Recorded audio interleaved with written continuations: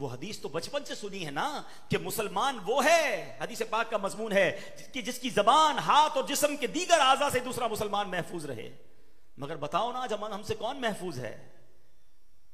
یہ جو مذاق کرتے ہیں میں ان کو حدیث سنانا چاہتا ہوں. اللہ کرے میرا یہ ویڈیو کلپ ان لوگوں تک پہنچے کہ جو لوگوں کا پرانک بنا کر، لوگوں کے ساتھ مذاق کر کے کچھ انجوائمنٹ کر رہے ہوتے ہیں. حدیث پاک ہے، سنو.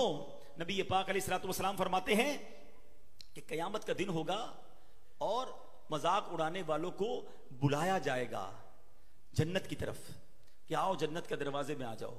وہ لوگ بھاگتے ہوئے جنت کے دروازے کی طرف جب پہنچیں گے وہ دروازہ بند کر دیا جائے گا. یہی کرتے تھے نا لوگوں کو بلا کر دروازے بند کر دینا، ان کا مذاق اڑانا. قیامت کے دن انہیں جنت کی طرف بلایا جائے گا، وہ قریب پہنچیں گے تو دروازہ بند کر دیا جائے گا. واپس جائیں گے، پھر بلایا جائے گا، آ جاؤ آ جاؤ آ جاؤ، پھر آئیں گے، پھر دروازہ بند کر دیا